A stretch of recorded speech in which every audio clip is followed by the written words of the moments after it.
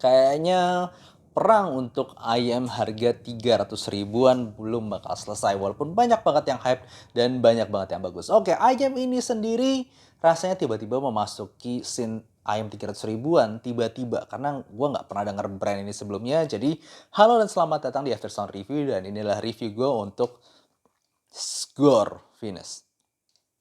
Beneran gue gak pernah denger ayam ini sebelumnya, namanya pun gak pernah denger, dan tiba-tiba masuk aja di perang ayam di harga seginian. Dan cukup gak hype, bahkan gue bisa bilang hype banget. Tapi gimana kira-kira performanya menurut gue?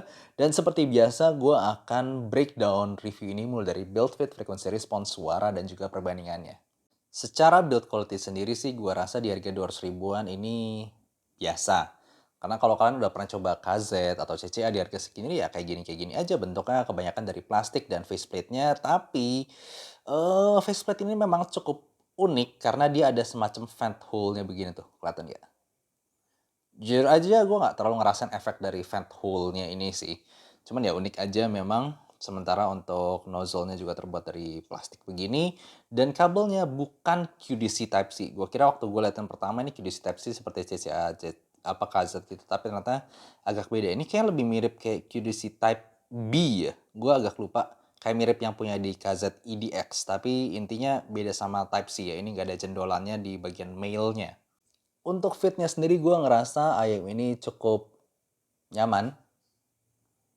Dan sekali lagi, ini lagi-lagi rasanya mirip KZ ataupun CCA. Kalau kalian pernah coba KZ CCA harga segini sih ya, ujung-ujungnya kayak gini lagi. Nggak terlalu spesial, tapi simply safe. Untuk frekuensi responsnya sendiri bisa dilihat memang dia itu adalah ayam yang punya frekuensi respons bentuk V, bentuk V-shape. Dimana penekanannya lebih ke area mid to sub bass, habis itu mid range-nya itu ada kekosongan kayak apa menurun begitu, dan habis itu mulai naik lagi steady di area upper mid range to treble. Jadi memang buat gue ayam ini cukup kontras suaranya, dari bass dan treble dia cukup maju, sementara mid range-nya itu agak kosong ya, rasanya ada kekosongan di area mid range itu.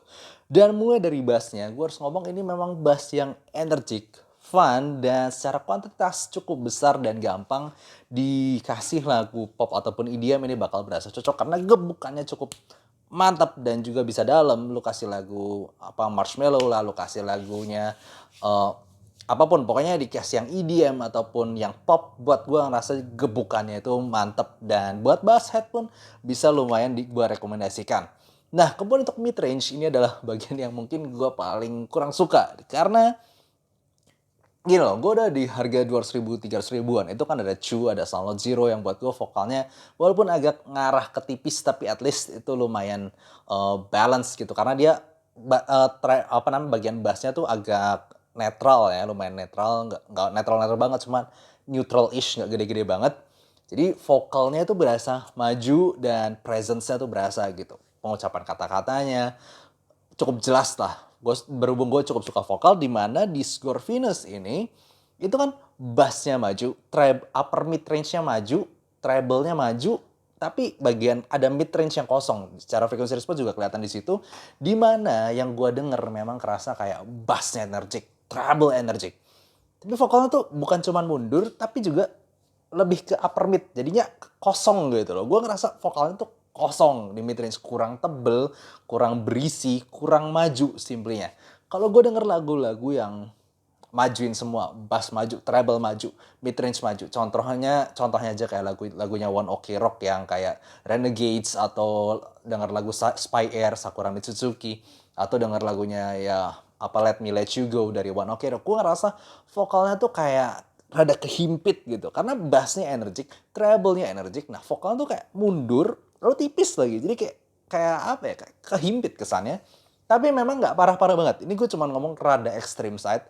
Karena di harga segini lu dapetin beberapa ayam yang vokalnya tuh berisi. Yang maju kayak Sound Zero. Gue nggak ngomong itu tebel ya, tapi kayak berisi. Ada mid range-nya tuh, ada berasa.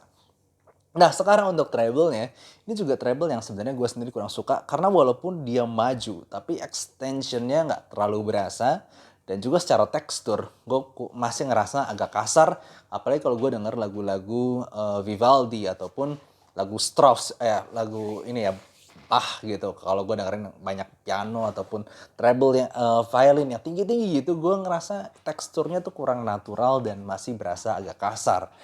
Tapi yang perlu gue bilang mantap dari ayam ini adalah lebih ke technical dan depth-nya.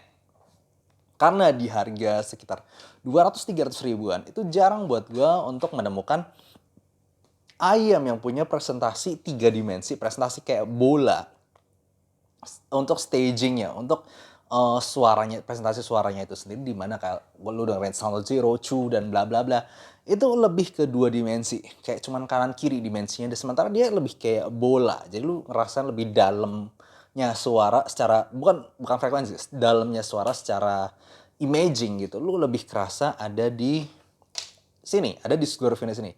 Dan juga karena dia suaranya memang cukup kontras. Maksudnya lu denger bass, lu denger treble, dan memang ada kosongan di tengah. Itu somehow buat gue bikin sensasi ada separasi, ada seolah dua kubu yang bermain bersama di sini, bass dan upper mid to treble.